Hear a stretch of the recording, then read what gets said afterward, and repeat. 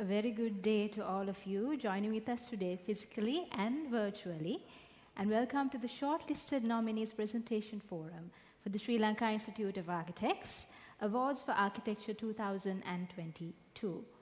So in order to formally begin this event, I would like to cordially invite the President of the Sri Lanka Institute of Architects, Architect Russell Dandania, to make his welcome speech. Over to you, sir. Yeah. Good evening. It's a great pleasure and privilege for me to warmly welcome you all onto the most coveted event of SLI event calendar, Architects Award Shortlisted Awards Nominee Presentation 2021-22. I think we have to say something about this time and era with the pandemic. We couldn't invite you all to the physical presence here. Instead of, we are having it online. In a way, under new normal circumstances, it's a good move. Instead of limited physical presence, we can see online participation. I can see our teachers, council colleagues, and award nominee presenters here physically, and our chairman, awards committee, Rovana Bandara Herath, and our local jury panel, including Mukul Goyal, our international juror participating from India, and council colleagues, ladies and gentlemen, and specifically students from 4 schools, University of Moratuwa, City School of Architecture, SLIT, and Kotalawala Defense University. I warmly welcome you all for this inspirational evening, I would say. SLI Awards are the prestigious, most paramount awards of its kind in Sri Lanka. 2 years ago, we made a crucial decision. We should do our award cycle completely anonymous. First part, I think today date, the nominees, nobody knows their names or their projects. Actually all online, digitally they have selected. And from this part, we decided these people work should use for learning and uplifting our profession to another level. That is why we created this presentation forum, part of the jury process, which will be an educative program for others to follow. These shortlisted award nominees are modeling the way forward to get and uplift our architecture and architectural standard to the next level. I would say Sri Lanka Institute of Architects have tested competition criteria. I think I am inviting all stakeholders and decision makers, please offer nationally important buildings to be involved with these sort of talented architects in the future by using SLIA design competitions. We are having time-tested, anonymous, proven, just 3 months' time. We can select a consultancy firm or particular architect with very short selective process. I think in a way that will help low quantum of work for some architects should be eliminated.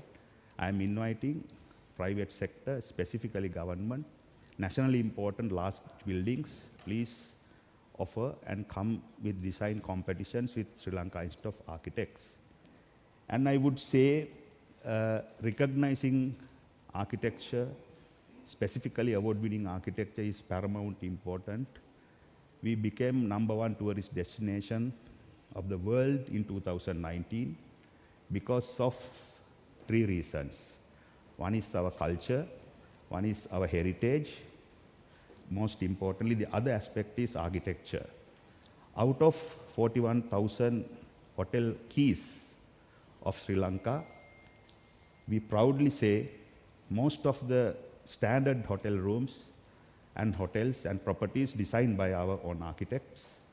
Our fraternity contributed tremendously to national development and shape up our built environment. Indeed, local talents still speaking. I think this is a very good opportunity for everyone to witness their talents at public level.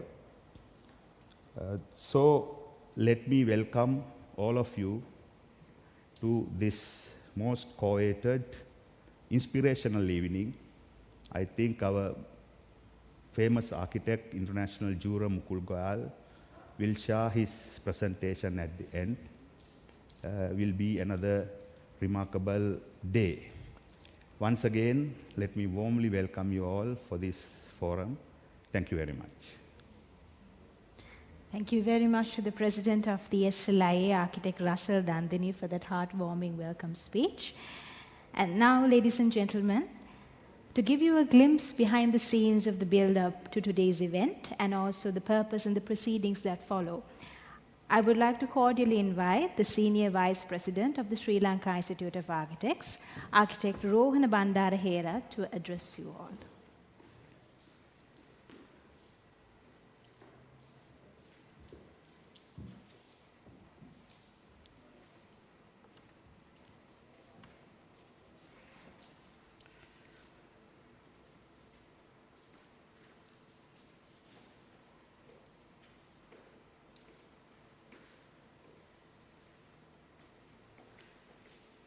Mr. President, our council colleagues, my dear jurors,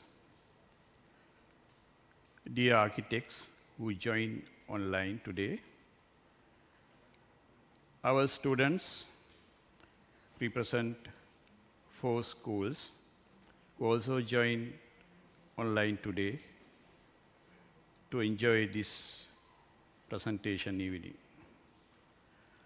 I am honored and privileged to address you today in this important event to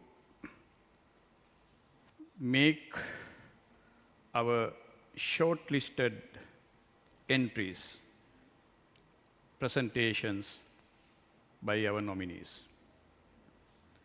We all know that our institute is one of the prestigious institutes in Sri Lanka, who celebrates 65th years anniversary. And also, if we look at the history of our awards circle, it has over 40 years history. So we celebrate it continuously, up to date, adding more and more value, as well as recognizing our talented architects. In past few years, we have been recognizing our architects under few award categories. You all know that our design awards, color awards, young architect awards, and publication and research awards are well known. But this year, under my chairmanship, our council helped me to add on few other categories, namely Social Responsible Architecture Award, the Green and Sustainability Architecture Award, as well as Heritage Conservation Award. And we managed to separate our research award, the research and publication separately.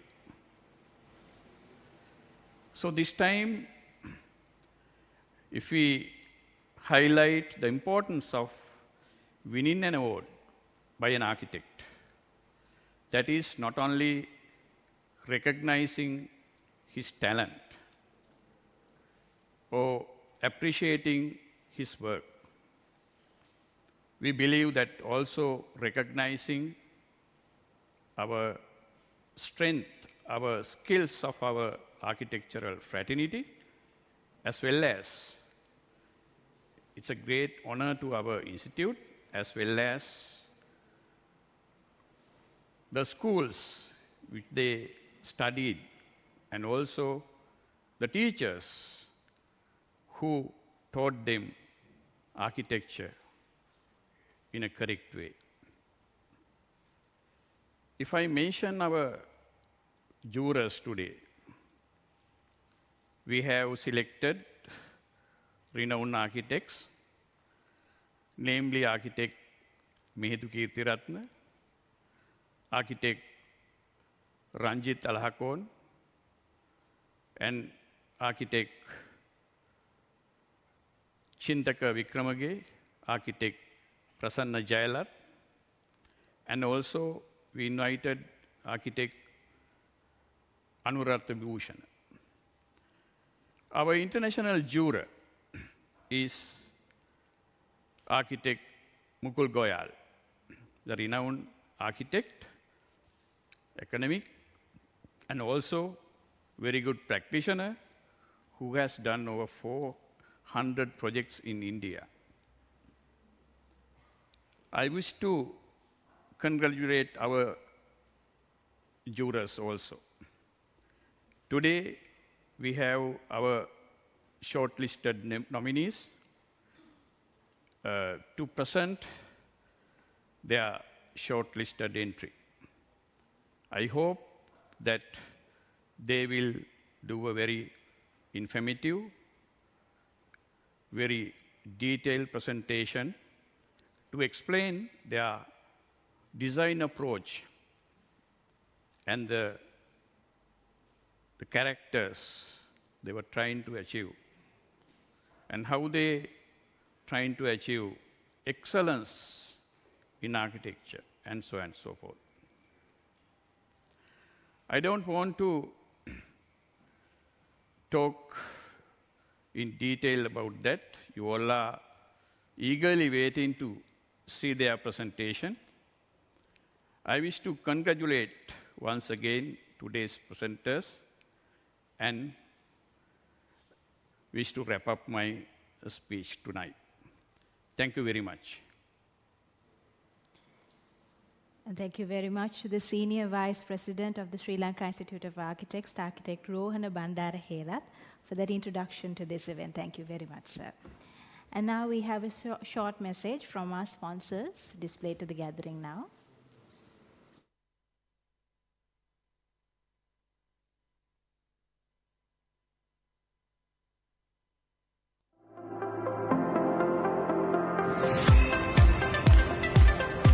For over 130 years, our culture of innovation has shaped the lives of millions. Building better, brighter, and happier lives, full of color and opportunities. It all stems from breakthrough research, meticulously developed by leading scientists and chemists at our world-leading facilities. We're all part of a diverse family who, together, make Nippon Paint Asia's #1 paint and coatings manufacturer, offering a complete paint and coating solution for total peace of mind.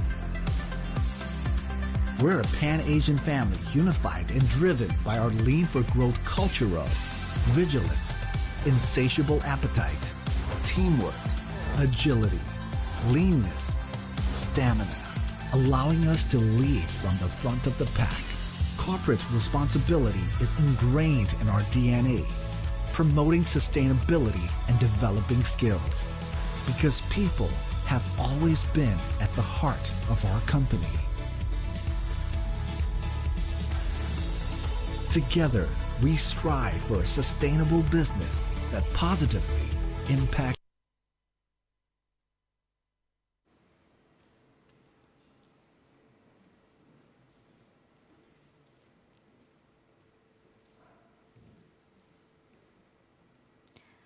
And ladies and gentlemen, so now we will begin. That was a message from our sponsors, by the way. So now we will begin the proceedings of today's event with the first presentation of the day. And I would like to invite our first shortlisted nominee for the day, Architect D.H. Vijayawardena, nominated for a design award for the project titled Faculty of Medicine, University of Waimba, Kuliyapitiya. A short introduction. His practice, D.H. Vijayawardena Associates, a partnership headed by architect D.H. Vijayawardena as principal architect and engineer Benedict Silva, who operated as consultants for this design and build project. They have also completed projects in universities of Colombo, Peradeniya, Kelaniya, and are currently undertaking a construction of the Faculty of Medicine in the Sabaragama University, partnering with DAR Engineering of Saudi Arabia. So I would now like to invite architect D.H. Vijayawardena to make his presentation. Good evening. This is the Faculty of Medicine, University of Waimba. Actually, it is a design and build project where we were selected from a public tender. And we had a very good team. And my project architect, Sulochana, and we had also a medical expert on architecture, architect Muniratna. So this is the first building that you see, just you enter. This is the auditorium where we have 500 seats. And in keeping with the overall theme, we try to scale down the building by having a surrounding low-level facade-like so that it's not projecting out. And then we come to the administration building, where the first building you see.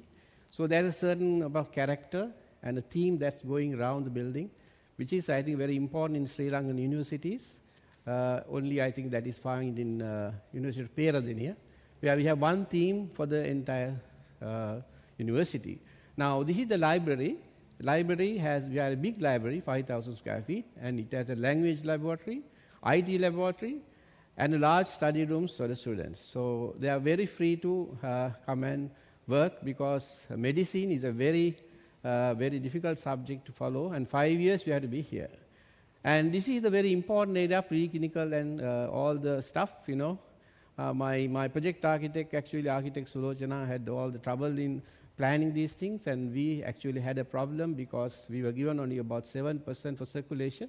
So anyway, we managed to increase it to 12% with the support of our builder. Actually, we increased about 500 square meters.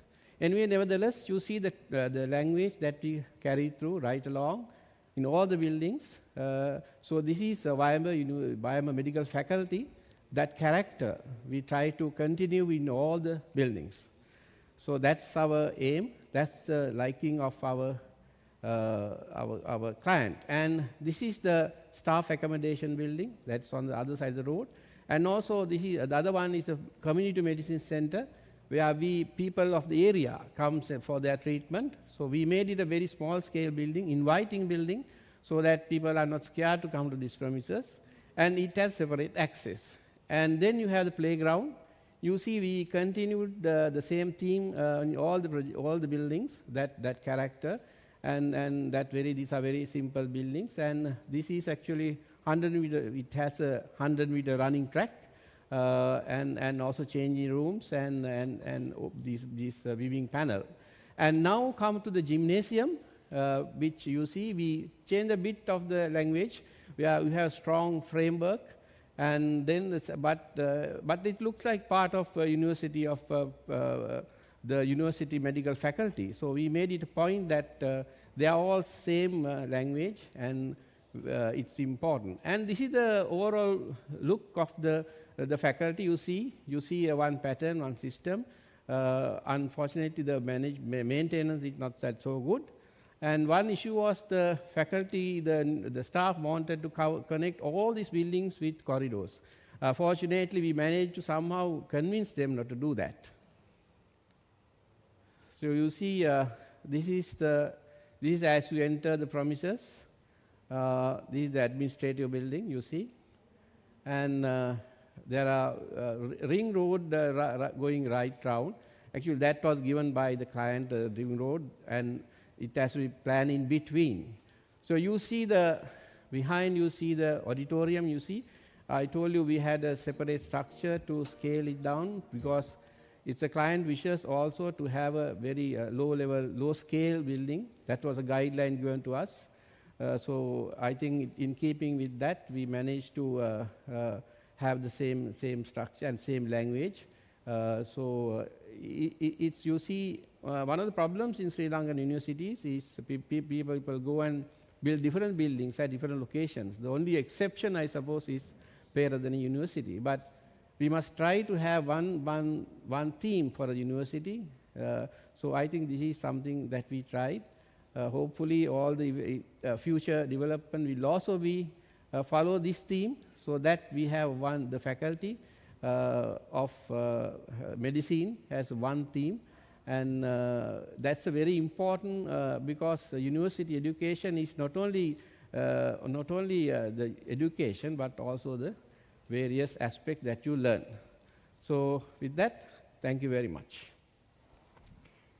A very big thank you to architect D.H. Vijayavardhana for his very informative presentation. And now we move on to our second presentation of the day from shortlisted nominee architect Damit Premathilaka, nominated for a design award project titled Holiday Retreat in Diyathalawa. A short description on architect Damit Premathilaka. He received his bachelor's degree in built environment in 2001 and his master's degree in architecture in 2006 from the University of Moratuwa. He completed his postgraduate degree in landscape architecture at the University of Moratuwa in 2013 At present, he is a council member of the Sri Lankan Institute of Architects, a visiting lecturer at the University of Moratuwa Faculty of Architecture and City School of Architecture, Colombo. He has won many awards such as the World Architecture Community Award in 2012 and 2014, the winner of Architecture Asia Awards for Emerging Architects in 2014, and Young Architect of the Year 2016, and being the winner of the 10 Outstanding Young Persons of Sri Lanka in 2016. So I would like to invite architect Damit Premathilaka to make his presentation. Thank you very much. So I'll start. Am I allowed to share my screen?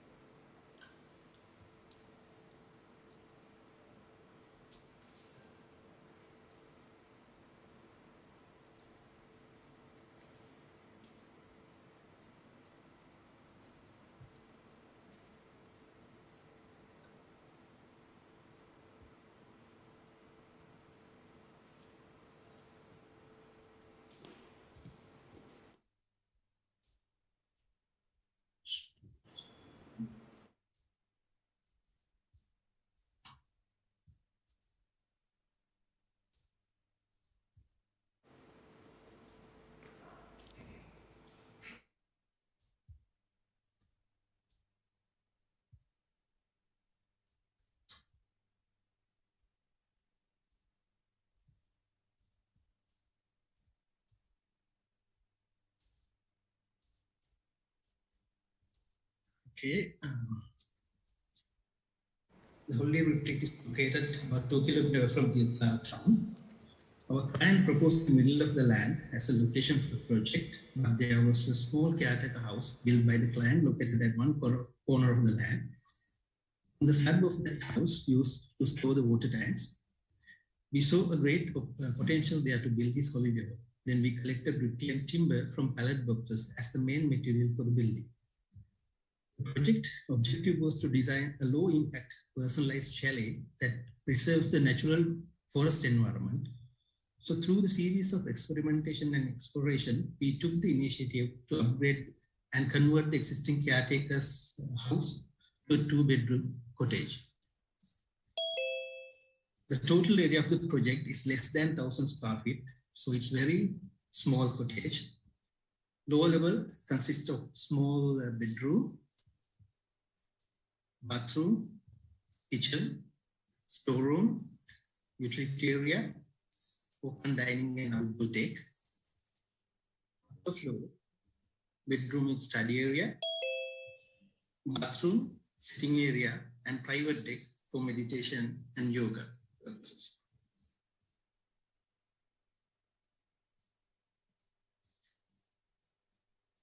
The construction process.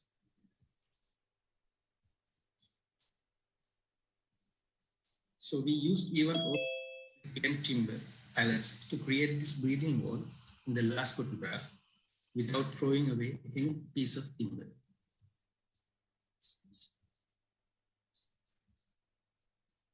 The design focused on basically main factors of sustainability, carbon footprint, passive heating strategies, and thermal comfort.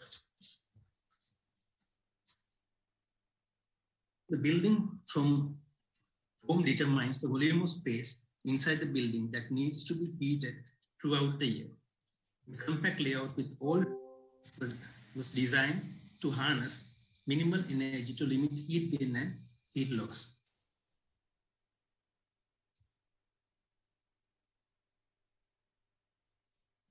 The pictures view from the windows that you can get. You can enjoy real rainwater shower experience with this glass roof on top of the bathroom when you see the sky during the daytime, and at the night, blue sky with stars. So we carefully crafted only downlights to minimize disturbances from the lights to the glass. Inside this breathing wall is client's favorite place to sit and enjoy his morning tea, especially because of warm morning sunlight penetrates through this breathing wall. So we significantly minimize carbon footprint of the building by using existing structure. Also, minimize the construction waste by using reclaimed timber as the main construction material. Because of the thermal diffusivity of timber, heat is stored longer than the most of the building materials. Therefore, the cottage is set to reduce the use of active energy to maintain thermal comfort for the users of the building.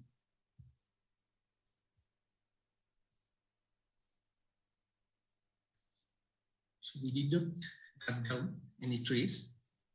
The two-story structure with a steep roof designed to suit the climate that also blends in with setting among pine trees. And the steel structure renders a light floating quality to the upper level of the structure, while contrasting with solid mass of this existing caretaker south at the bottom.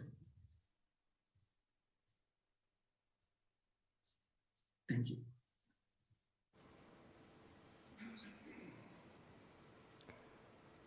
Okay, thank you very much to architect Damit Prematilaka for his presentation. He's joining with us today online. Thank you very much, architect Damit Prematilaka, for that presentation. And ladies and gentlemen, we will be moving on to our next presenter of the evening, shortlisted nominee, architect Palinda Kannangara. And ladies and gentlemen, he has been nominated for a design award for the project title, The Vintage Villas at Glenrose Estate. So architect Palinda Kannangara has a background in mathematics and architecture. He started an independent practice in 2005. His practice, Palinda Kannangara Architects, has been the recipient of several prestigious national and international awards, including the RIBA International Award for Excellence for their project Artist Retreat at Pittugala and the 5th Triennial Jeffrey Bawa Award for Excellence in Architecture for Frame Holiday Structure at Imaduwa. So ladies and gentlemen, I would like to invite architect Palinda Kannangara to make his presentation.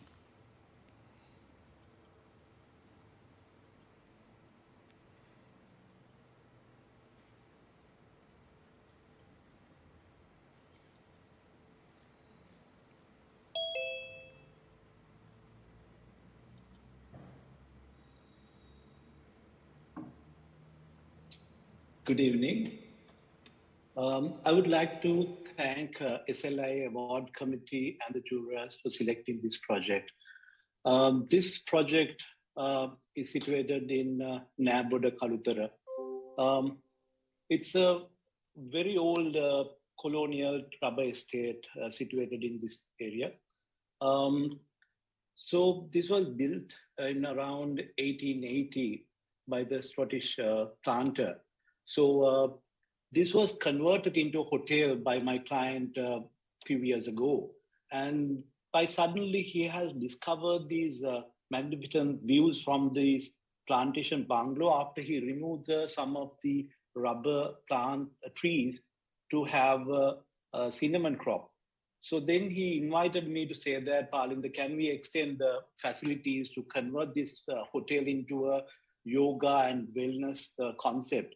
So we were thinking how to introduce a new structure without disturbing the old colonial bungalow. And then we were trying to minimize the footprint and we were trying to work with the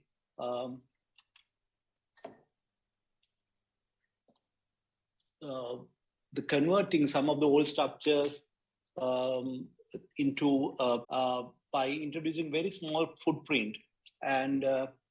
And then we were trying to work in a concept that how we can get that, enjoy the view from the valley. And then we were trying to develop with the models in a different topography, different concept. And then finally we decide to minimize the footprint. And again, we have to have a two-story structure with the client's requirement. And then we found that again, the structure has to come from the sloping terrain. And then we managed to get a two-story building and provide all the facilities that he was talking about. So the material, we were trying to make it very simple and we want to make it very light. And especially if we don't want to disturb the surrounding boulders and the vegetation, then again, we were trying to work with the materials such as like steel and then the plaster boards that externally that we can use. We were trying to manage these pathway from these existing rubber estate pathway, and we improved that to condition that we can make it like a nice journey to the villas. So that initially we wanted to have a 4-bedroom, and it has already a 4-bedroom unit with the old building, and altogether 8 villas. So when you're trying to do it, we're trying to minimize the as I said, footprint. We managed to get these slopes as an advantage, and we managed to give a bedroom at the upper level with the toilet, and then get everything with that view, and you can see the valley beyond that in a neighboring town, and then the mountain range, and the lower level we are trying to utilize as a living space. So when you go to as you enter, what you're trying to see is like again a frame view and very thin section of timber, and we're trying to use a lot of glass louvers to get the cross ventilation, and it will actually help to clean the glasses, and some projection balconies that you can enjoy. And at the same time, we're trying to create a little bit of luxury with this given footprint. And material, we're trying to make it more like a deck that you can treat it as like a flooring as well as the structural element. And we're trying to get the washroom and the bathroom even with the same view and connecting with the glass partition, that we can get the same frame, the view, and enjoy that while you're in the washroom or the bedroom. So that was the idea when we're trying to get a linear facade, rather than going extending toward the valley. We want to make more like a horizontal toward the contours. So then we are not having a huge structure cost, or we want to cut down the cost as well. So we managed to get that idea with that horizontal towards the contours.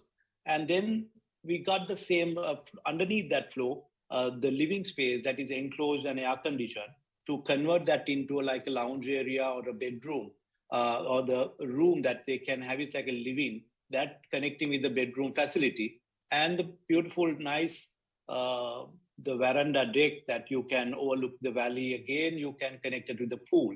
So that's the concept. So this is what you're seeing when you're in the pool. And we're trying to work with the infinity edge, that you can feel that you are going and experience the valley, and like to get like a wow effect by giving that infinity edge, and wanted to create that drama with that idea.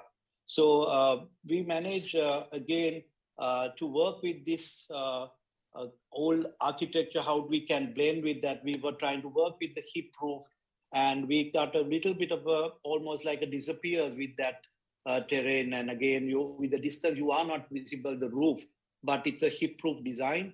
And then again, from a distance, what you see is very light buildings that almost like nesting over these cinnamon plants, and not heavy mountain on the ground, and wanted to make it like a touch light to the ground, and it almost like a floating above the ground. So that was the idea. I think we were trying to get it. And again, after we complete these 4, now we are trying to extend another 3 similar design to adapt into another far away from this area, to extend the facilities to get more a different scale, and working towards more like a wellness retreat in neighborhood. Thank you. And thank you very much to architect Palinda Kannangara for his presentation. And as we move on to our next presentation, which will also be done by architect Palinda Kannangara, who has been nominated for a design award for the project titled Straighted Houses at Rajagiriya. Architect Palinda Kannangara, over to you. Thanks again.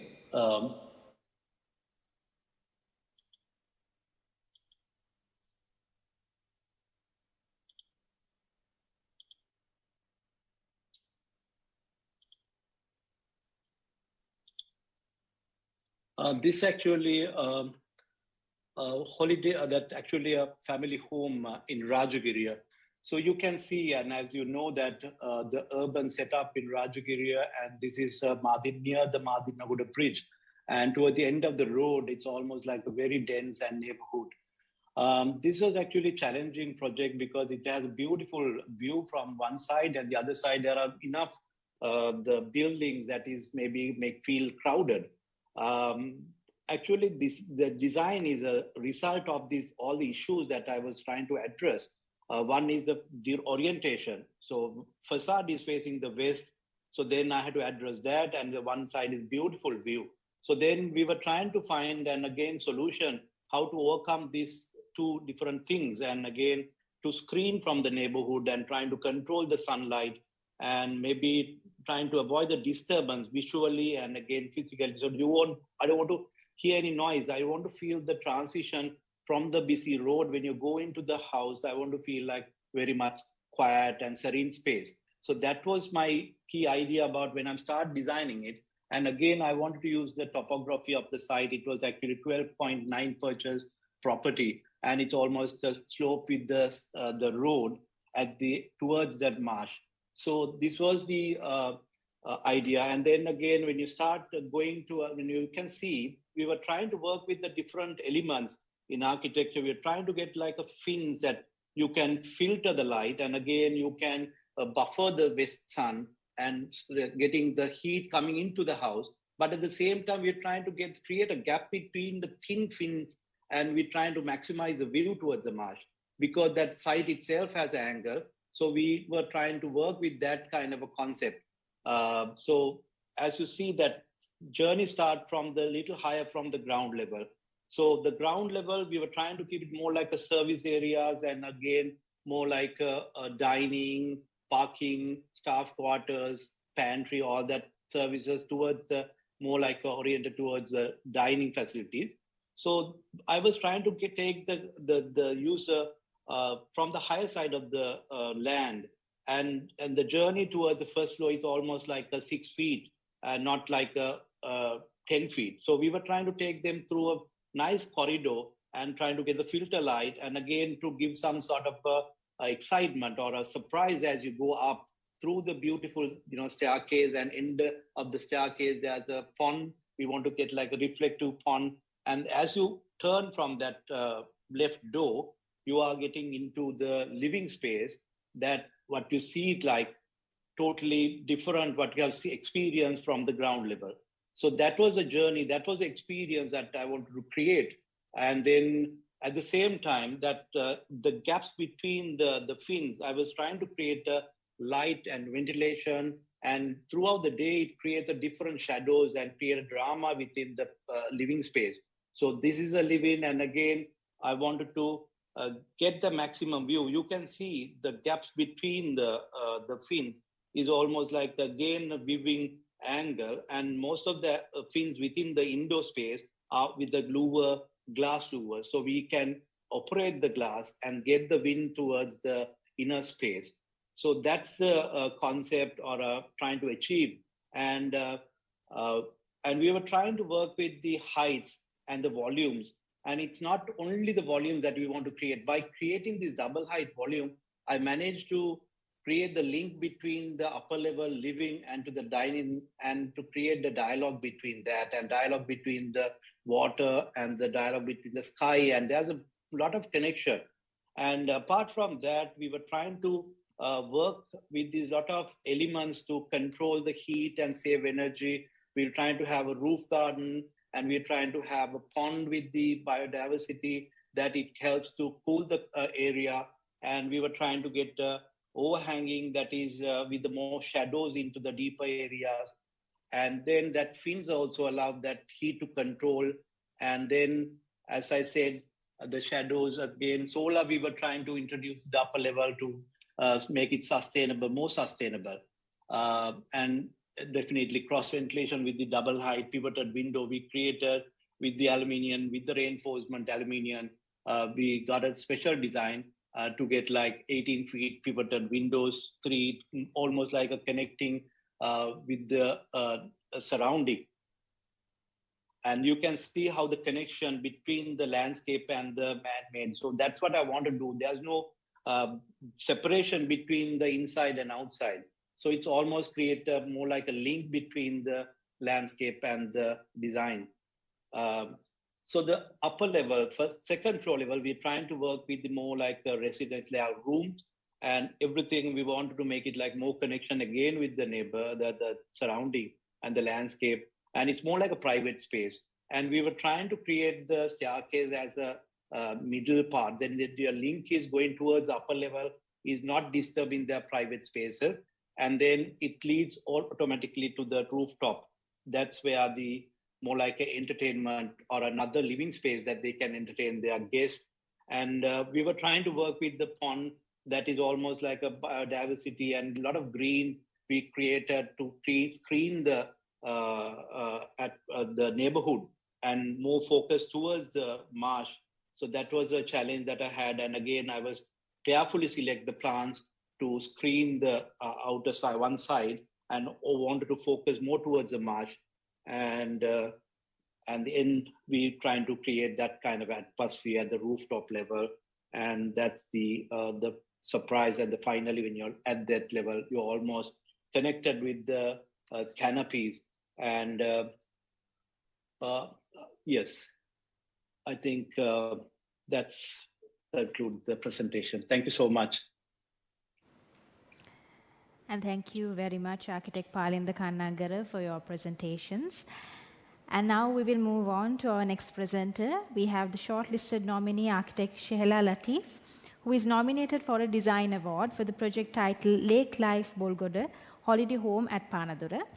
Architect Shehla Latif hails from the University of Moratuwa, obtaining a Bachelor of Science degree in Built Environment in 2002 and a Master's degree in Architecture in 2006. She set up her own architecture practice, Urban Arc Architectural Consultants, in 2003 and has completed a number of residential, commercial, and mixed development projects, specializing on social responsible, sustainable, modern, and minimalist design. Architect Shehla Latif, I would like to invite you to make your presentation. Thank you very much for that introduction. Good evening, everyone. I would like to present to you a project which sits close to my heart. 12 years ago, I realized a need for a home away from home, a retreat close to nature for my young family, away from the hustle and bustle of city life. After 4 years of searching, I chanced on a plot of land on the banks of the Bolgoda Lake with access from the old Gaul Road off Diggala Road, Panadura. When looking at the macro context, the Moratuwa-Panadura stretch on the lake is densely populated and is built up with factories, timber mills, commercial buildings, and medium to small scale houses. The streets are very narrow and with a lot of activity and congestion. All this urban activity poses a huge threat to the biodiversity and ecosystem of the lake and its surroundings. Pollution and irregular disposal of garbage are major concerns, and the local residents are ignorant of this threat they cause this beautiful water body and environment. The site consists of a highland area of 80 perches with a low-lying marsh area of 60 perches. This marshy mangrove forest lies to the north of the site, and to the south of the property lies a canal, unfortunately often polluted with garbage, leading to the lake. The lake is situated to the east, where you witness amazing sunrises.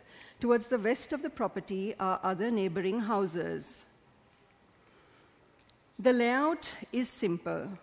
I placed the garage, servants' quarters, and kitchen closest to the entrance gate to help with functionality for service access, as well as to give privacy to the residents. The transition from the entrance to the lake view is modulated. The entrance door leads you into a small passage. Climbing a few steps to the right leads you to the central space, the heart of this home. The central space, essentially open-plan living, dining, and pantry, is flanked by 2 bedrooms with attached bathrooms. Each bedroom sleeps 4 comfortably. The design ensured that the view of the lake and mangrove forest was captured from every space in the house. When progressing through the glass doors onto the veranda, you reach the climactic point, which is the view you behold. The veranda becomes a platform from which you can view nature in its full glory, like that of a theatrical performance. I also realized this to be an opportunity to be environmentally and socially responsible and sensitive by adopting a minimal footprint, which was minimally invasive to the environment, the use of construction materials and methods like unplastered, exposed brickwork, reducing the use of cement, plaster, and paint, the use of recycled doors and windows, and the use of reclaimed furniture. Practices such as composting organic waste, growing herbs, vegetables, and fruit trees as food have taught me that simple practices can lead to a sustainable and a healthy way of life, as well as protect the environment. It was of utmost importance to me to preserve the waterfront as it was, and to leave the mangrove forest untouched. The lake and mangroves are home to many endemic and migrant bird species and is the natural habitat for many animals, insects, and microorganisms.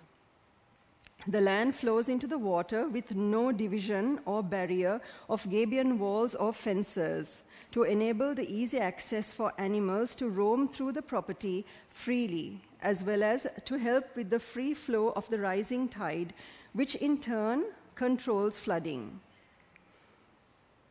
In conclusion, I would like to state that simplicity is the soul of this structure. Thank you. And thank you very much to architect Shehela Latif for her presentation. Thank you very much for joining with us. And we will move on to our next presenter. We have shortlisted nominee architect Gihan Muthugala, nominated for a design award with the project titled Residence at Talahena, Malabe. Architect Gihan Muthugala is a partner of Icon Cast Chartered Architects. He completed his Bachelor of Architecture in 2009 and Masters in Landscape Design in 2011 from the University of Moratuwa. He is also an associate member of the Sri Lanka Institute of Landscape Architects since 2016. He is a visiting lecturer and design tutor at the Department of Architecture of the University of Moratuwa for the Bachelor of Architecture and Bachelor of Landscape Architecture degree courses. And so now I would like to invite architect Gihan Muthugala to make his presentation. Thank you very much, and good evening. Yes. The residence at Talahena, Malabe.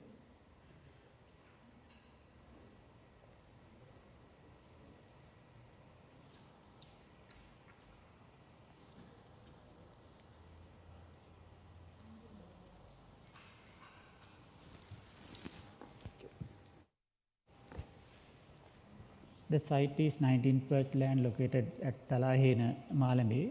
You can see in the Google image, the vicinity is very green, but three sides of the site covered by two-storied houses and road to the west. The structure is three-storied with 4 bedrooms and a central courtyard. The square feet, the area is 4,600 square feet in its extent. Our clients, Eranda and Danushka, who are busy young parents, working at Colombo, daily visiting to Colombo. Their main requirement is to have private spaces with more open to the outdoor areas, which we considered as the main element throughout the design. When we look into the ground floor plan, you can see the site is mainly divided into two areas. The service area is more functional arrangement, and the living areas are gathered around a central courtyard. The central courtyard is the main stimuli of the space, while giving main ambience to the while courtyard giving main ambience to the space, it rethinks as the traditional indoor-outdoor relationship between traditional Sri Lankan courtyard house,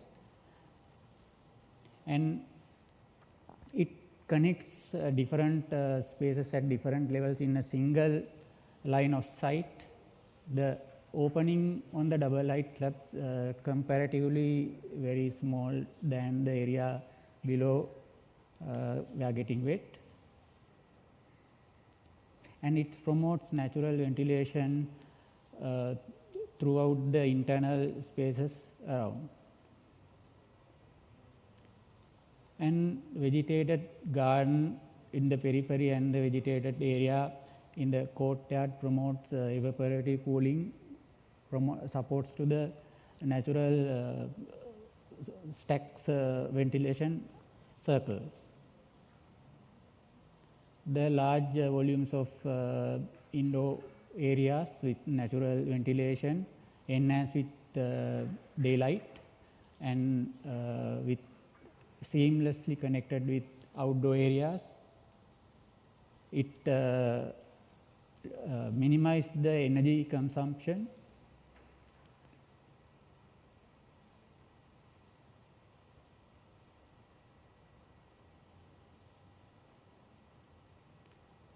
When consider about the first floor common areas, family living, utility area, home office are gathered around the central double height main space, while bedroom areas are open into the private gardens screened with vegetative screens.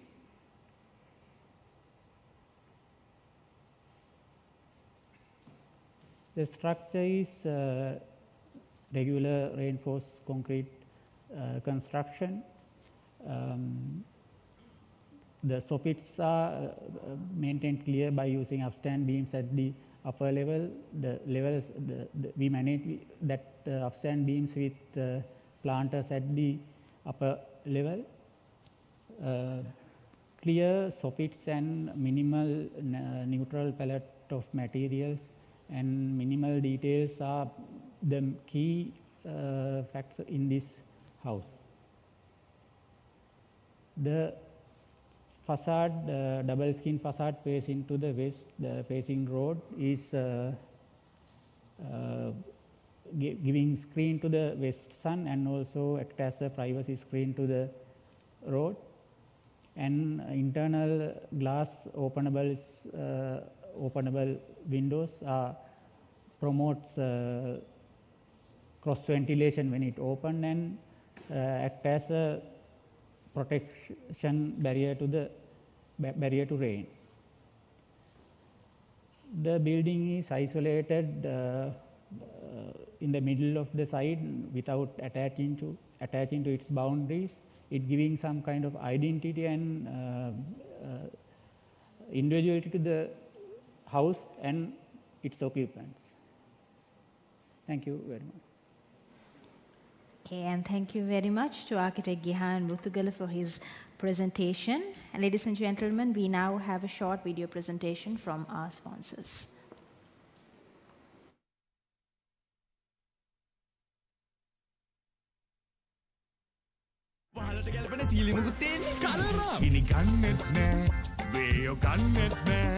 Rodu källit nähä parisserajat barakut nähä. Meevane malli ceiling. Color up, strip ceiling. Show your true colors to the whole world.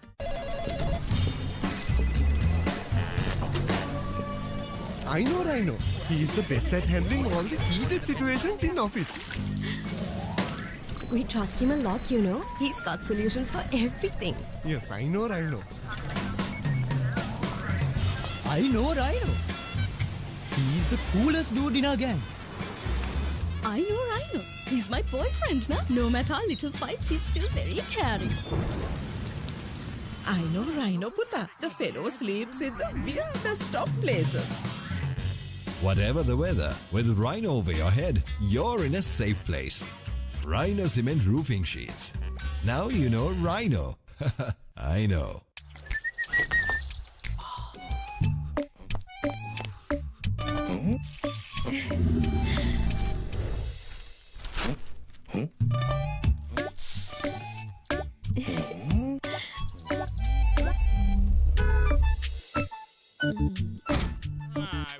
watching you, coming and showing off your colors. What do you want?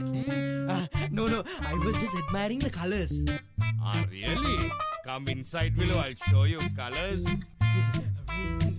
A beautiful, long-lasting finish for your home from Rhino Color Up Roofing. Now in a range of colorful patterns. I want to get colorful roofing sheets for our new house, just like these ones. Rhino Color Up Roofing and Ceilings. Show off your colors. Ladies and gentlemen, we move on to our next segment. And our next presenter of the evening, shortlisted nominee architect Sheila Latif, who is nominated for a Color Award for the project titled Personalized House at Greenlands Avenue. Over to you, architect Sheila Latif. Thank you. I would like to explain the concept of color for my project, The Serenity. This 13-perch plot is situated right in the midst of the city in the heart of Colombo 5. It is a narrow and deep site where the front and rear facades face by roads and the two side boundaries are flanked by neighboring houses. Apart from the client's brief, I realized the need to create a sanctuary for this family to be at peace within the house. My client, who has a stressful job, needed to unwind, relax when he got home after long hours of work. The concept was to create a sense of protective enclosure as that of a womb where the occupant experiences a strong sense of privacy, safety, and comfort. I have made use of color to achieve this feeling. Variations of the color gray have been used on the envelope of the building to create this.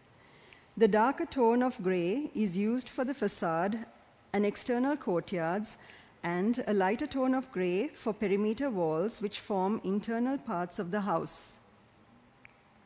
The color gray is balanced out with the introduction of natural timber for elements such as doors, flooring in some areas, screens, separators, and features to bring in the necessary warmth required for the home. This is the formal living. Each space in this home has elements introducing splashes of color brought in through the use of soft furnishing like paintings, furniture, rugs, and fabrics. When looking at the spaces on the ground floor, there is a dance of color, merging from dark gray to light gray, moving through the external and internal spaces. The formal living and family living are divided by a central courtyard, as well as look out to external courtyards. The entire plot was treated as a whole with indoor-outdoor spaces flowing one to the other, enabling visual and physical connections throughout the site. The coloring helped enhance these visual connections between spaces. The internal courtyard atrium space with greenery is a central feature of this home. The master bedroom is predominantly in hues of brown. The color brown is symbolic of stability and reliability, exuding warmth and vigor, and thus this color was apt for the master bedroom. It features a timber bedhead that rises to the ceiling and furniture elements in brown and beige that bring about warmth to the space. Lighter and more playful color palettes were used for the kids' bedrooms. The younger daughter's bedroom features a pastel olive color with pink highlights. The older daughter's room features light gray and off-white tones. The TV lounge is a space where the family come together to unwind and relax. It had to be a tranquil space to be in. The large blue abstract painting, amongst the many others in the house, was specially commissioned with this in mind. In conclusion, I would like to say that careful thought and detail went into each element of this house. Each piece of furniture was custom designed, works of art were commissioned, and soft furnishings were handpicked to create the desired effect. And to achieve this, color was an important consideration. Thank you. Once again, thank you to Architect Shehla Latif for your presentation. And we will be moving on to our next segment, which will feature nominees for the Green and Sustainable Architecture Award. And our next presenter today is the shortlisted nominee, Architect Gayan Herath, nominated for the Green and Sustainable Architecture Award, as mentioned, for the project titled The Quarry Site Nature Pavilion. Short description: Architect Gayan Herath completed his bachelor's degree in built environment in 2004 and master's in architecture in 2006 from the University of Moratuwa. He's a senior lecturer at the City School of Architecture and a green building accredited professional by the Green Building Council of Sri Lanka. Has also won awards such as the Most Innovative Display Panel Award at Architects 16 Members in Trade Exhibition, and also the same award at the Architect 2020 Trade Exhibition, and Color Award at the SLI Design Awards in 2021, and so forth. Architect Gayan Herath, I would like to invite you to make your presentation. Thank you. Good evening, everyone. This is the Quarry site in a nature pavilion. This is one of the projects we try to reinvent the sustainability, which are different natural and man-made processes. So these projects basically aim to build a sustainable lifestyle, sustainable food habits, and a sustainable built environment. So this project, located in Kegal district, it's a 12-acre abundant tea and rubber estate.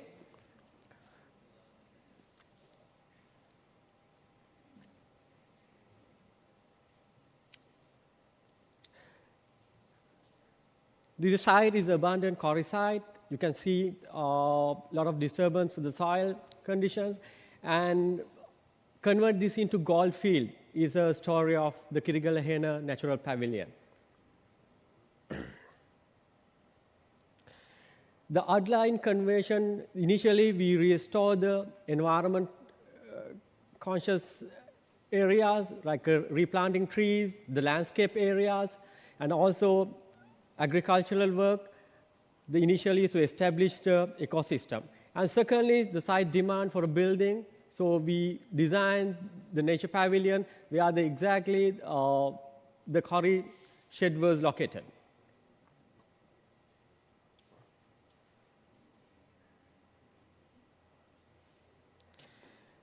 This is the conversion we try to do. The main quarry area we convert into a cashew plantation.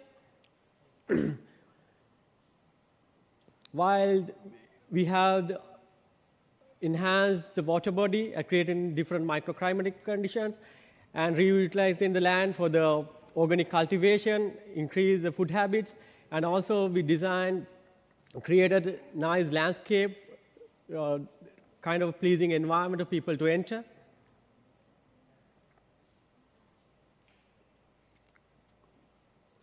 So after habitat enrichment, there are fruitful types like organic food and vegetables, and also increase the biodiversity at the site. The project environment is another social empowering project. We try to use people, the close neighborhoods, to do agriculture as a social sustainable. Again, the Project Live is another water irrigation project, give the water to the inhabitants close by the estate.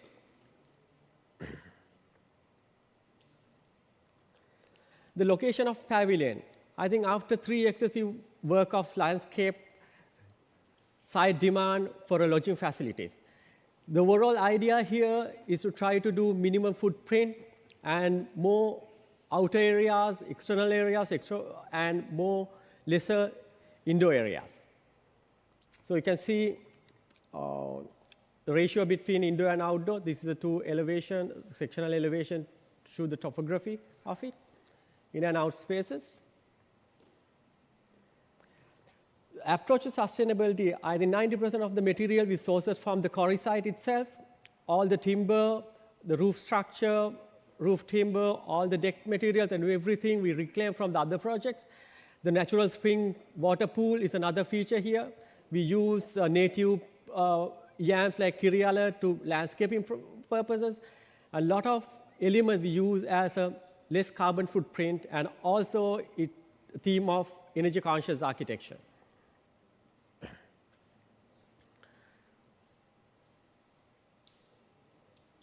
the approach to architecture, I think we try to do very simple build form. So we want to have the calm, tranquil environment, people to experience the nature. So that's a key idea. So these are the different pictures, different perspectives towards the main core area. So these are the internal and external connectivity between the pavilion and the nature. This is the most important observation deck for the bird watching, etc. This is the pool deck and the natural pool towards the main core area. This is the play with the light and shade, the morning sunlight. This is the view from the organic fruit garden towards the pavilion. Finally, we ended up with the oasis in a desert, kind of a curry. Thank you. And thank you to architect Gayan Herath for his presentation today.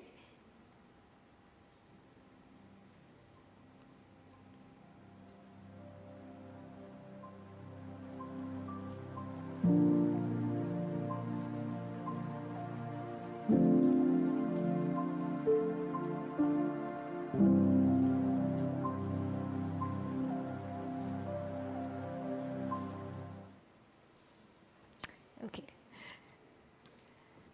Apologies for that, ladies and gentlemen. And once again, thank you to architect Gayan Herath for your presentation. And now we move on to our next segment, Socially Responsible Architecture Award.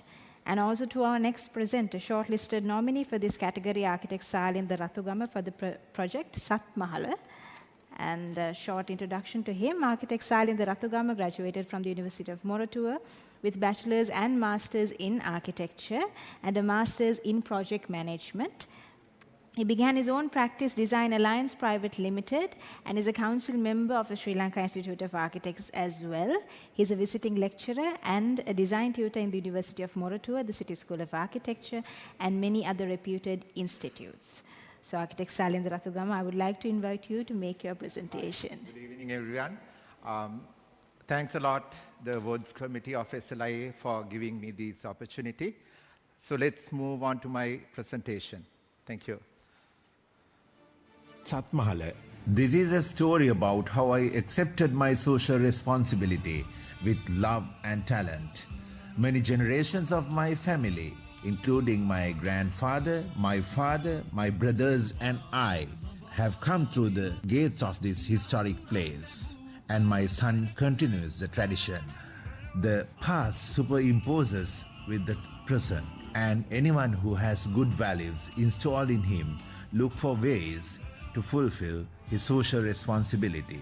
Never gets a chance in their life, but I had the privilege to do my duty. Sat Mahala is located in heart of Colombo within the Ananda College premises. It is one of the first Buddhist schools established in Sri Lanka as a result of Sinhala Buddhist Renaissance. And as you can see, the historic heritage has revealed through the existing architectural language.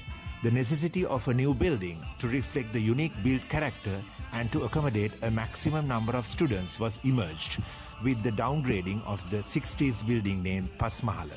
It was built as an engineering solution to accommodate a higher number of students. This Pas Mahala was in the verge of collapsing and NBRO confirmed it to be uninhabitable. So the classes in it were relocated within the school premises. With that, this timely need was created to resolve this issue with a practical and responsible solution. This is where my role came into play as a responsible student and a citizen. There were issues in the existing built environment as the modern hectic constructions has neglected the importance of context, history and user group, young students, which is the future of our country. So the project was approached with proposing a master plan. There were identified existing issues, buildings need to be preserved, and propose a framework for land use to guide future constructions while defining the form of spatial organizations, articulations, detailing to be used, so on. All in all, my approach was to touch the wider social responsibility by creating a design with an effect rather being neutral. One of my main driving principles was to create community-conscious design, which is extremely user-friendly and functional. The design is based on the logic of an extroverted school layout, which encourages movement and visual deliverance. The ground floor creates a center of social life for students to interact with one another, which is a spatial solution for the need of socializing. Spacious classrooms and corridor areas provide necessary physical space for students while allowing ludic activities, excluding the notion of confinement. It was a responsibility and a challenge to preserve and enhance historic inheritance, which the community values, proportions, colors, and articulations were precisely incorporated to preserve the historic character of the context for future generation through a contemporary form, creating cohesion with the existing architectural features. The design welcomes people of all abilities without excluding anyone. The building is easily accessible by wheelchairs due to the central ramp system extending up to 7th floor. This feature provides a smooth and safe mode of vertical circulation for students as well as the teachers.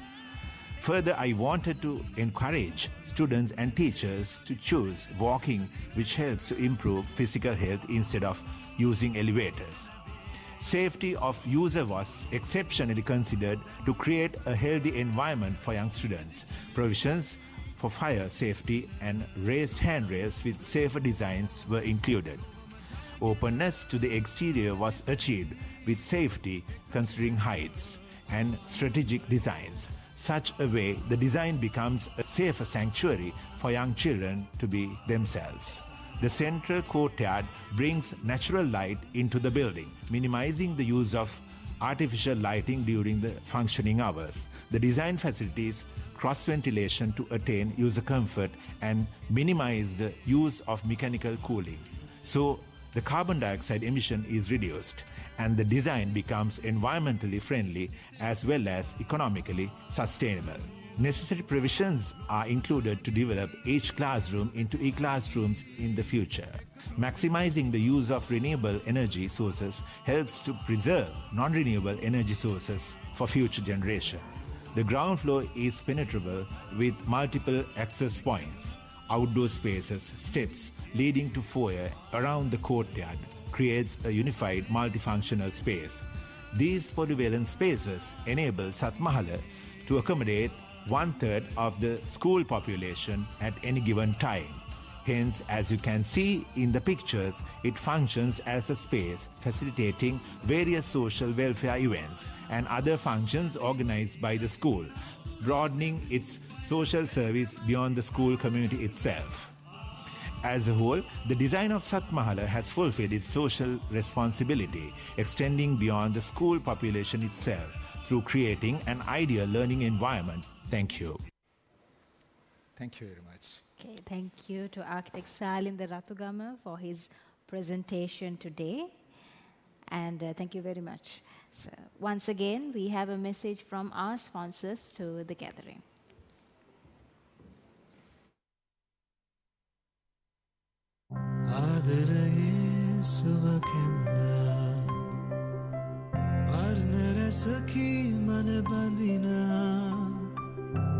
විශ්වාසේ හද බැඳුනා ජීවිතයේ රසමවනා වසර 130ක විශ්වාසයෙන් දැන් ඕඩලස් තාක්ෂණයෙන් Nippon ඕඩලස් paints තත්වයෙන් උසස් හොඳම තේරීම Nippon Paints. Live with colors.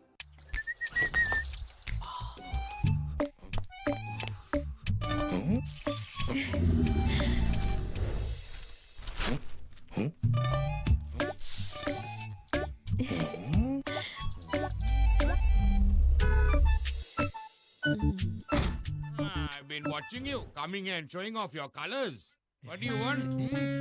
No, I was just admiring the colors. Ah, really? Come inside, Willow. I'll show you colors. A beautiful long-lasting finish for your home from Rhino Color Up Roofing. Now in a range of colorful patterns. I want to get colorful roofing sheets for our new house, just like these ones. Rhino Color Up Roofing and Ceilings. Show off your colors. Okay, ladies and gentlemen, and we move on to our next segment of this event, the presentation from our international juror, architect Mukul Goyal. And to give you a brief introduction on him, I would like to invite the Vice President of the Sri Lanka Institute of Architects, Architect Dilumini Demel. Over to you. Good evening, ladies and gentlemen. On behalf of Sri Lanka Institute of Architects, it is my great pleasure and honor to introduce our international juror, guest speaker, renowned architect Mukul Goyal, to this presentation forum. He is from Alwar, Rajasthan. Architect Mukul Goyal studied at Welham Boys School in Dehradun. In 1989, he passed the competition exams and secured admission in architecture in GCA, Lucknow, which was initially part of the Lucknow Fine Arts College.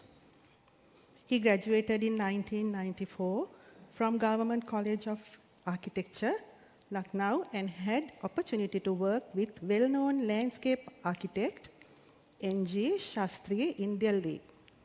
Later, in 1995, he joined the architecture department, MNIT, Jaipur, as an associate professor.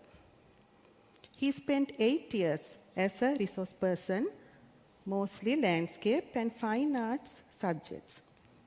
In 2003, he resigned from MNIT to start his own practice. Ladies and gentlemen, his main specialty is landscaping and resort architecture with office in Jaipur and Delhi. He has designed a variety of over 400 projects in the past 26 years.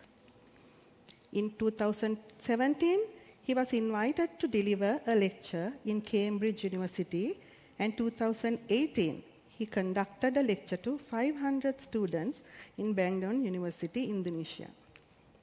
During Corona lockdown, he delivered an online lecture to students of Indus University, Karachi.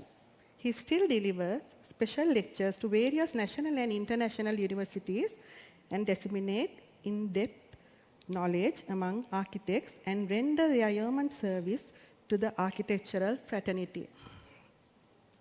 He is also an active member of the Indian Institute of Architects and is presently the Vice Chairman of the Rajasthan chapter. He won the Best IIA Member Award in 2018.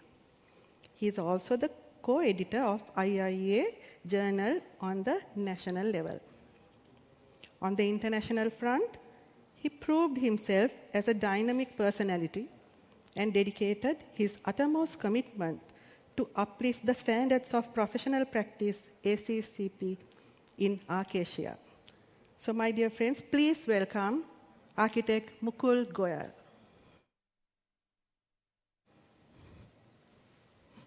Thank you, Dilumani, for such a wonderful introduction. And I'm so glad to be here, although there's a slight feeling that if I was there in physical person, it would have been a greater opportunity for me to meet all of you. So unfortunately, in this pandemic age, we are all connected virtually, but well, the bright side is that we're still connected. So I'll like to first take this opportunity to congratulate all the shortlisted architects. And I got the opportunity to see such wonderful work that is being done in Sri Lanka. And I would like to applaud everyone, because you people are actually the front runners and you represent the entire fraternity of architects in Sri Lanka, and you have made them very, very proud. So congratulations once again. And let me tell you, all of you are winners, irrespective of whoever wins, but all of you are winners. So I would like to present a small talk with all of you, and I generally keep it very simple. In fact, what I like to do is I like to have a dialogue, but unfortunately, because we are not in front of each other physically, that won't be possible.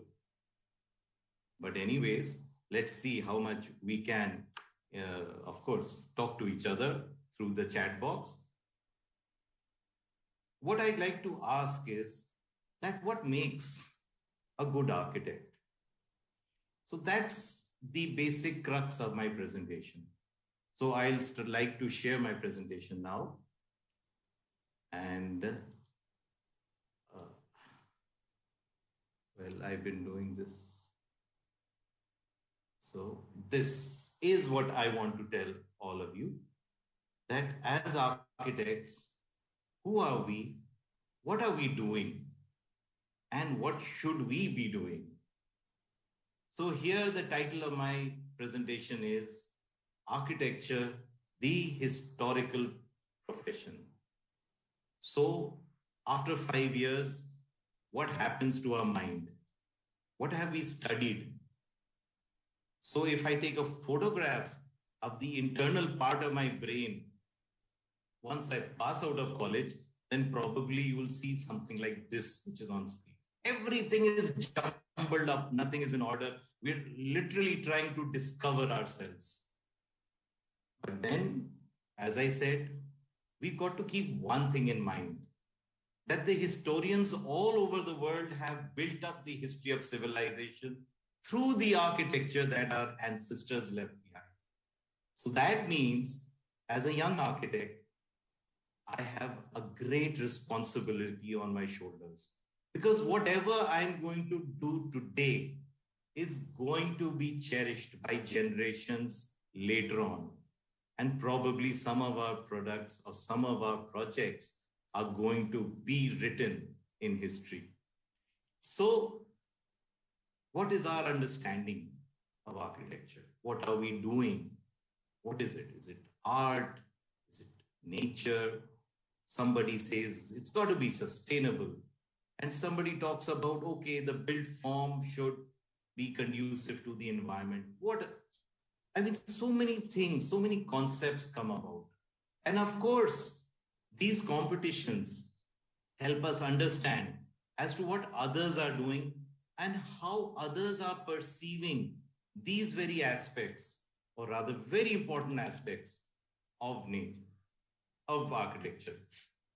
So just to get a look at some of the iconic structures, what have been already made. Let us just see how architecture has become a statement in the public realm. So all of you know that I'm from Jaipur, I'm from Rajasthan, India. And whenever you talk about Jaipur or whenever you see an article of Jaipur, you'll always see this picture, the picture of Hawa Mahal, this beautiful iconic facade of one of the palaces in the city. This is amazingly beautiful. Then another structure, the Big Ben, which is in London. Again, it signifies a very city and also the country. The Petronas Towers, of course, you know where it is. But immediately, any picture or any article on that particular city or country, you'll see these two buildings only. This is in New Delhi, the Lotus Temple. Again, an iconic structure. And of course, this, who cannot relate with this? Not just the place, the architect name immediately falls in place, FLW, Frank Lloyd Wright. So this is what is happening, or this is what has happened all over. These people have had their own inspirations. And sometimes, as an architect, you sit on the table with a pencil in your hand and you wonder, what is my inspiration? So when any young architect comes to me and says, how do I start with this project? I said, stop, don't start. First, look at the site. Look at the world around it. understand that it is this world which is our teacher. So, if I show you this photograph, what do you see? You see a waterfall, a beautiful waterfall in the middle of a forest. But look at it once again. Do you see vertical louvers? Does this inspire you for an elevation in one of your interiors? In some of the projects we've already seen wooden vertical louvers. Have they been inspired through these photographs, through nature? Let's go ahead. The blocking of masses. We see mountains, we see forests, we see lakes. But when you look at it together, does your mind perceive something else? Does your architectural study help you to perceive the further depth of this photograph? As I've already titled it, asymmetric symmetry. So the hills are in an asymmetric fashion, but that water body in front of it has caused it to become symmetrical. So if you have a beautiful complex, a compound, or a set of buildings in an asymmetrical fashion, and you place a water body in front of it, what happens? All of a sudden, you see asymmetric symmetry. And of course, we have forests which have taught us about solid and void composition, allowing us to figure out our pathways. And the fishes in the water, haven't they taught us about circulation, where no roads exist? And the sun rays, those light streaks, which help you understand or appreciate the fineness and quality of light. And the rocks, don't they give you inspiration of these beautiful undulated surfaces causing those dark shadows beneath them? Don't they inspire you to make surfaces on your elevations and make them look beautiful? At the back of the mind, somewhere nature is helping you shape up the architecture which you want to make. Have you ever stood in the middle of the forest and looked upwards and suddenly realized, oh my God, what a beautiful pattern. Couldn't I use it somewhere? The vanishing lines which you can see, don't they inspire you to create the lens in your buildings? And of course, nature has given us everything. It's given us all the colors possible, which we could use in indefinite means and ways. So, what makes an award-winning architect? Isn't this the pertinent question today? A person who is open to inspiration, a person who adopts culture, a person who listens to climate. Haven't we heard these things today in the presentation? If you have, do write it in the chat box. I'd love to hear it from you. So, what about our culture? Don't all of us out here in Asia have a beautiful legacy of food, crafts, customs? Doesn't that define our identity? Can we be inspired by our culture to create beautiful structures, structures with which our clients can identify with, structures with which our children can identify with, structures with our coming generations will identify with later on?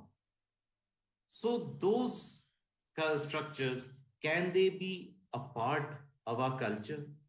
Can our architecture become a part of the culture? And of course, climate. Do we respond to the beauty of nature?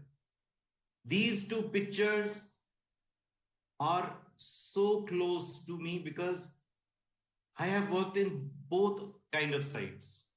The left side being the desert style of site, and the right side being the hills. Of course, Rajasthan has both of it. It has the desert also, and in the southern part, it has the hilly area also. So I'll be today presenting to you some projects in which you'll get to see all these things which I've just spoken about. So I'll be talking about 3 projects. One is an architecture project. The second will be a landscape project. And the third will be a landscape and architecture project, which we did. So here we talk about the built form. I am presenting a hotel to you, which is by the name of Sahdev Bagh in Pushkar, Rajasthan. The client's brief was simple. He wanted a palace. So he took us to the site, and it turned out the site that he had bought was a sand dune. It was a stabilized sand dune, but it was a pure sand dune. So nevertheless, we took it as a challenge, but that sand dune inspired us. We said, why not make a palace which would look like a Haveli of Jaisalmer? Because the sand dunes are very intrinsic in character with Jaisalmer architecture. So that's what we came about with. So here I'm showing you the completed building, which is replete with its arches and the jharokas and the beautiful articulation of the solid void composition. So you can see those beautiful shadows. But how did we approach the problem? Of course, sketches is one of the primary tools which all of us use. And today, with the advent of modern computers and softwares, we have 3D modeling. But let me tell you, the 3D modeler does not know what you're thinking. So what he can do is he can make blocks and give those blocks to you on which you sketch again. You tell him, okay, this is how the system has to work. This is how you got to place a jharoka. This is how you got to place a chhatri. So the elements of architecture can be placed only with your pencil, nothing else. And of course, when you're doing that, you're also thinking about how the person is going to perceive your building. So the very first thing you do is that you break the skyline. And this is one of the photographs of the building in which we've broken the skyline. So when a person approaches it, when he looks up, he can see this beautiful solid void composition. And some more pictures of the hotel, one in the day, one in the night. So coming further, we are very rich with hotels and of course, those placed in palaces and forts. So this is one of our most challenging projects, a 7-star hotel, Alila Bishangarh Fort with 60 rooms, and you can see the fort in the background. And here we were purely the landscape architects. So when we saw this project, we really wondered as to how we were going to contribute.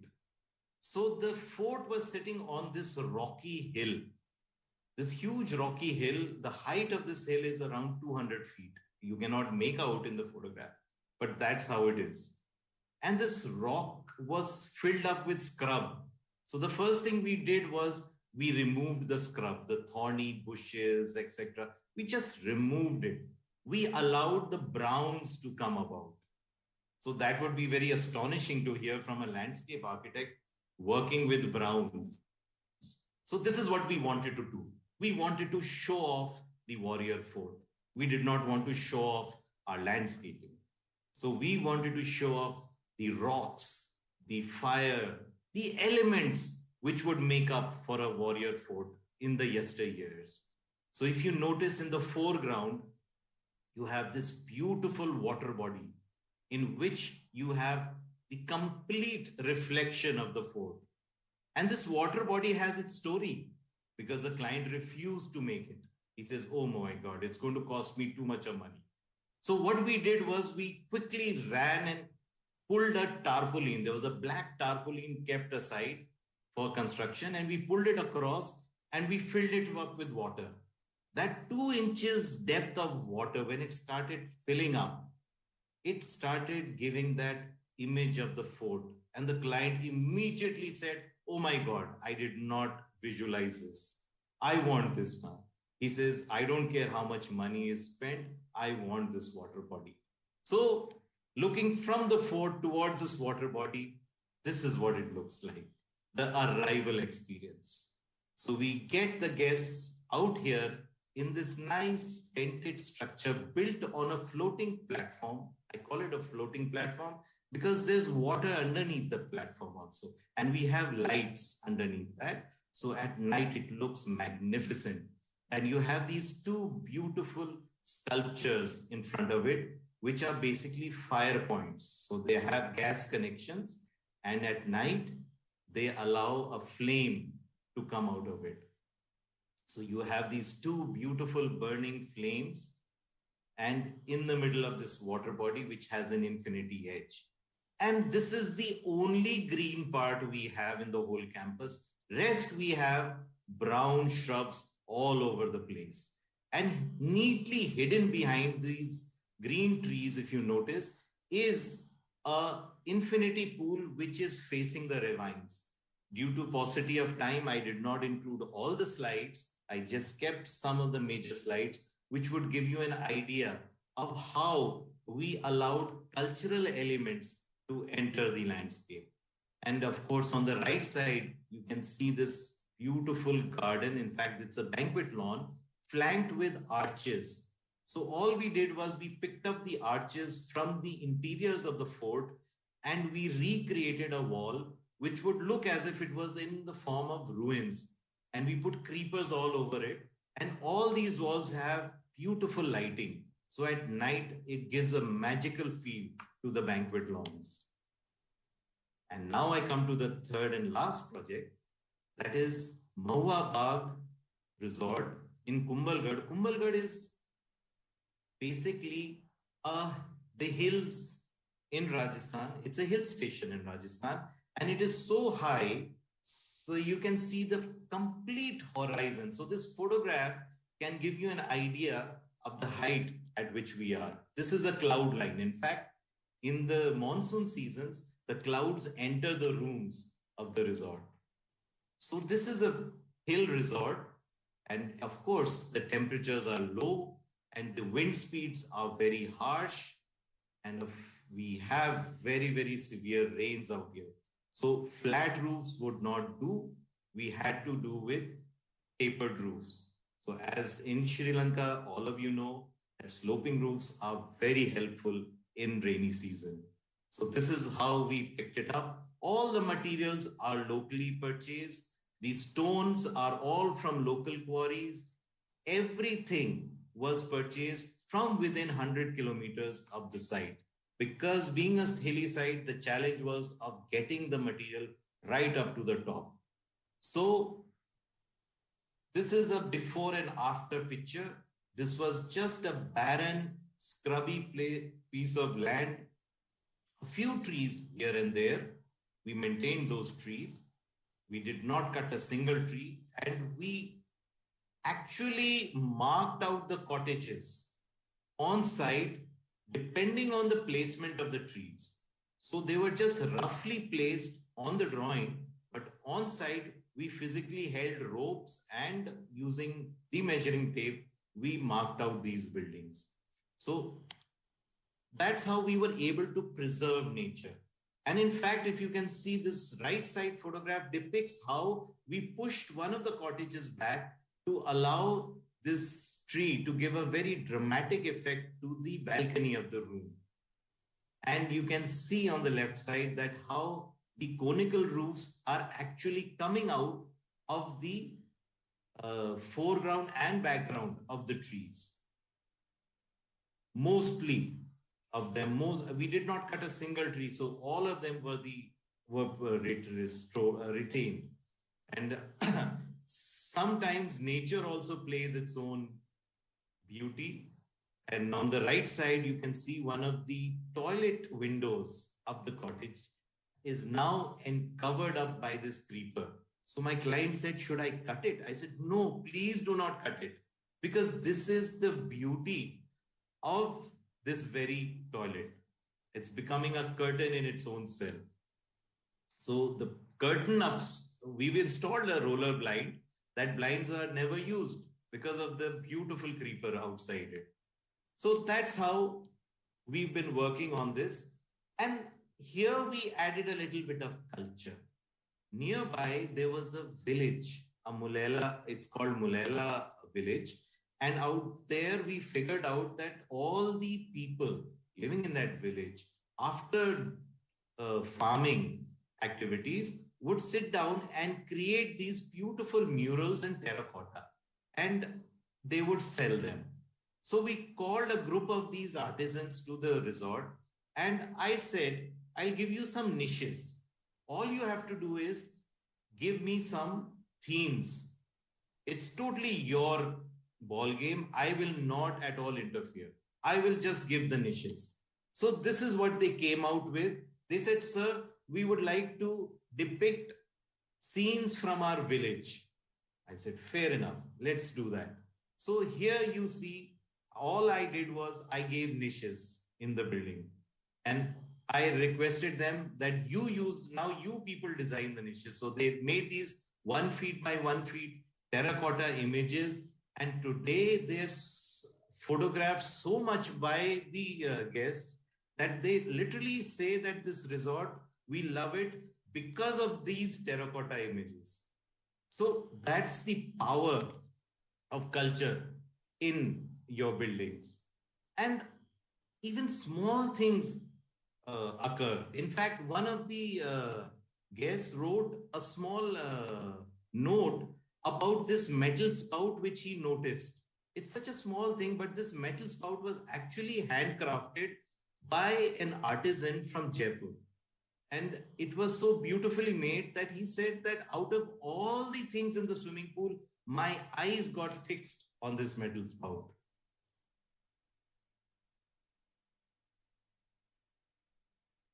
So here we had a well, and that well would be operated by a bullock rotating this huge log.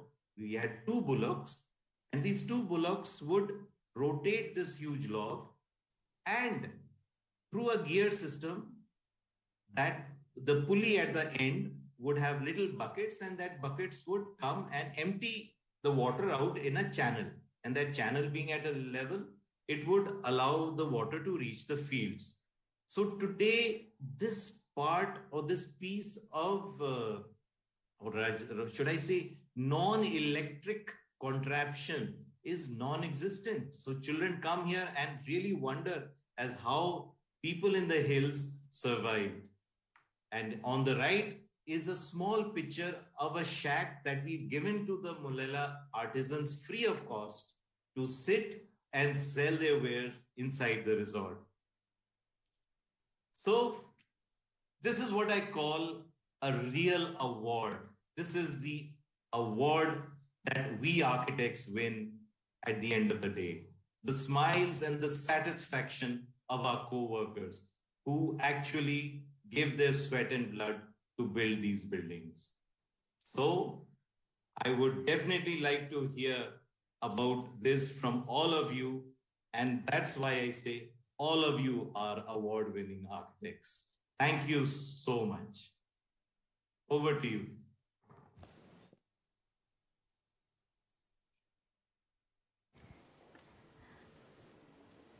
Ladies and gentlemen, that was the international juror, architect Mukul Goyal, and a very heartiest thank you to your very inspiring presentation on how we can be inspired by the nature around us and how we can incorporate the culture that we grew up in into our architecture, and also to incorporate that, incorporate crafts and many various things from our cultures into our architecture. Thank you so much, Architect Mukul Goyal, for your inspiring presentation. And I would also like to thank the Vice President of the SLI, Architect Dilumini Dimel, for that introduction that she did for Architect Mukul Goyal. And ladies and gentlemen, we have come to the end of our proceedings with that, and to today's presentation forum. And to deliver the vote of thanks, I would like to call upon Architect Nandaka Jayasinghe, the Honorary Assistant Secretary of the Sri Lanka Institute of Architects. Over to you. Thank you, Farah. Well, it falls on me at the end of this event to give out a few thank yous. And it's been a collective effort in order to get this event to this level of completion. And I'd like to start off by thanking the chairman of the awards committee, senior vice president of SLIA, architect Rohana Bandara Herath. I congratulate you and your committee on the successful completion of the award cycle up to this point. And of course, I also congratulate you on the manner in which the event was conducted today.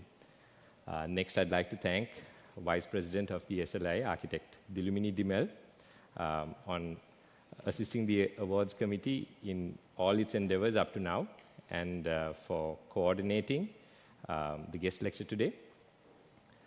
I'd like to thank our speaker today, Architect Mukul Goyal.